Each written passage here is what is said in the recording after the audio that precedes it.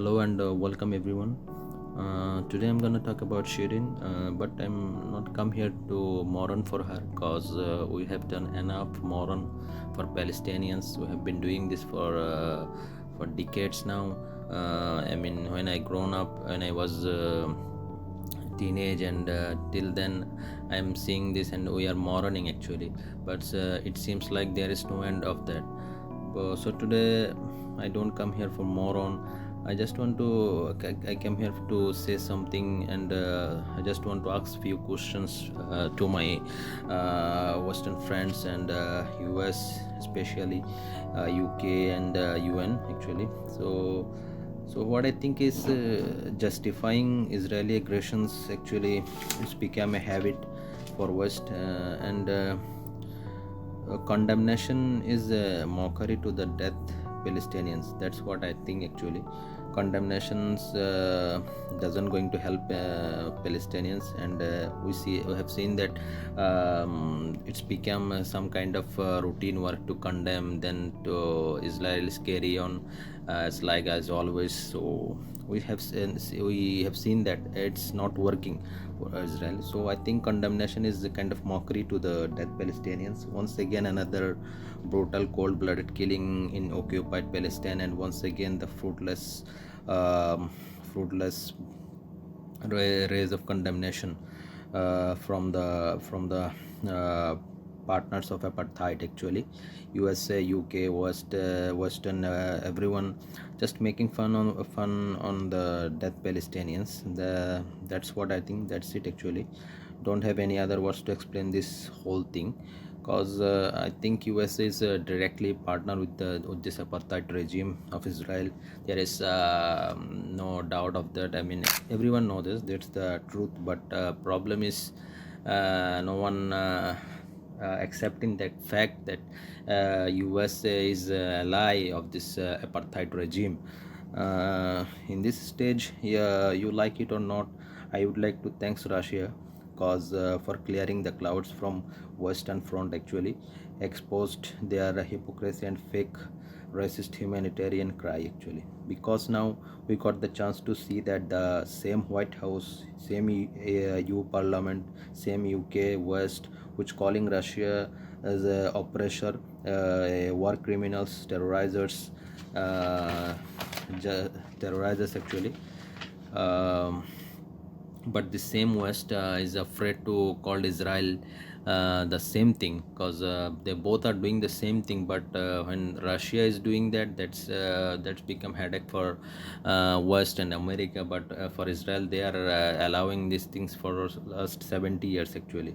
So justifying Israeli aggression by calling it the self-defense, by defying that as a self-defense, has become a habit now, weaponizing them in a consisting way.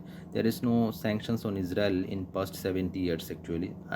I'm not seeing any kind of sanctions in my lifetime. At least I haven't seen it in my. So it's clear like water and day of light that they had Arabs actually, Muslims, and I don't understand why nobody is seeing this, and how these people go to sleep every day, every night, by telling this blatant lies the whole day. I got few questions that I think that could clear the fact some.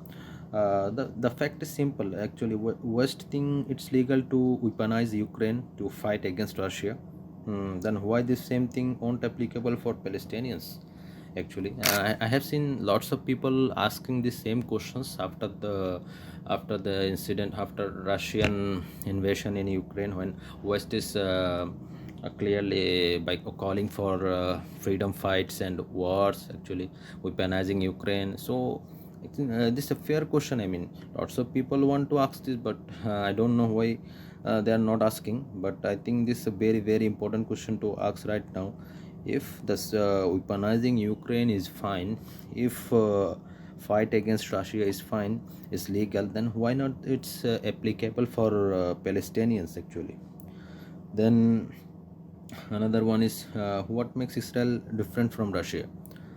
I mean, if you see now what's happening actually, then if Russian invasion, we defy it's an is the oppression and war crimes, whatever you named it. So is the question is then, what about Israel? What he's they doing? So basically there is no difference. So why one's defying as an operation, then another one is a self defense actually. So another question is, why a brown man can't arm himself to resist occupiers of his lands. Actually, I heard in an interview of James Baldwin, maybe James or Alec Baldwin, I'm not sure the name, maybe I forgot.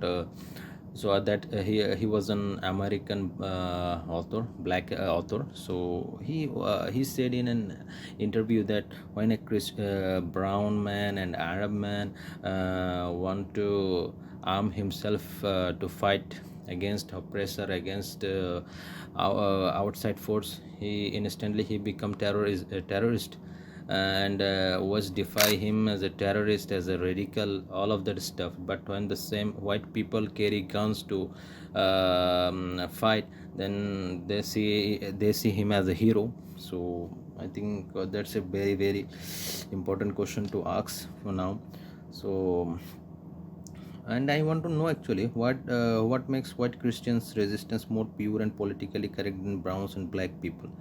I think we need to ask these kind of questions now, continuously, because otherwise I have seen, I'm not seeing any other way to come out from this mess actually. If calling for wars, freedom fights could make Zelensky a great brave leader, so then why not Hamas actually? What is the basic difference in these both calls? They are both Zelensky is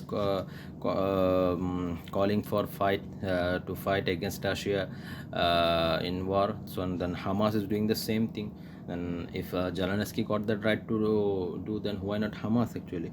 I think White House need to give the answer of these questions very specific, specifically. Actually, there is they always all the time. The recent days when I'm seeing this press conference of White House. So they don't have any clear answer of this kind of questions actually.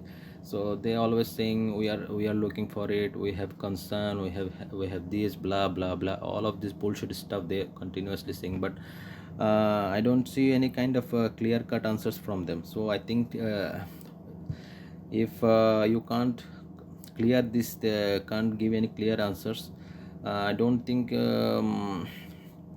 they got any kind of any authority to comment on these issues actually. So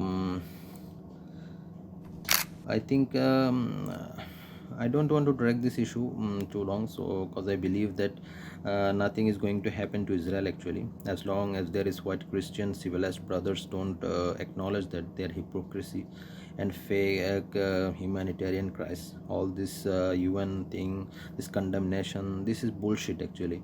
And we all know that if somebody don't like this, he should if somebody have don't like my comments actually, he can, I think he should see a psychiatrist, cause there shouldn't be more bullshitting investigation, because we have seen this enough actually. Israel every time say we investigate, then there is investigation. What's happening after that investigations?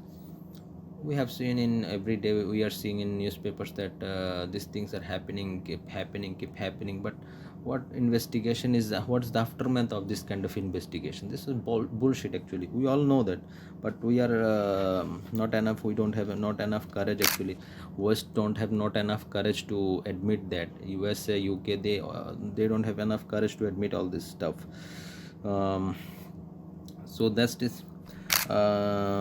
If West think Ukraine and white people only got that right to resist, then they should say it publicly.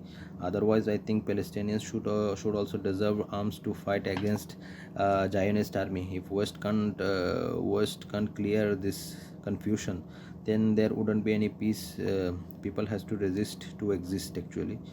That's the fact. Maybe as per American or Western logics, I sound might be absurd, but I what I'm saying, it's a fact actually. So that's it. That's what I want to say.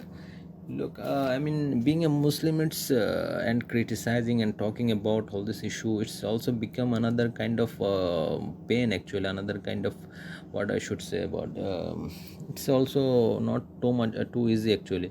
Last time we wrote a piece on last year when Israel was killing Palestinians in Ramadan and bombing their homes. I wrote a piece. Then Facebook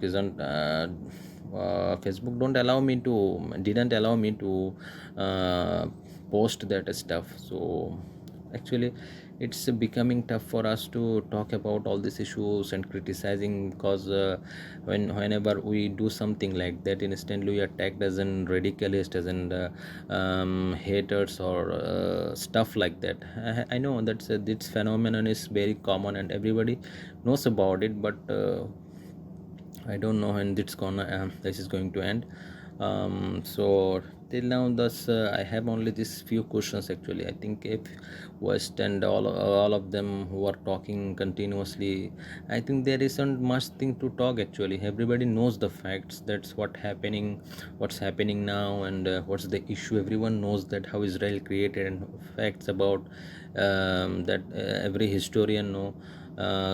So I think there is not much to talk. Actually, there is a few questions, there is few facts. If as long as West don't admit, or don't show enough courage to admit all of that, I don't think they should talk about, or they stop this hypocrisy.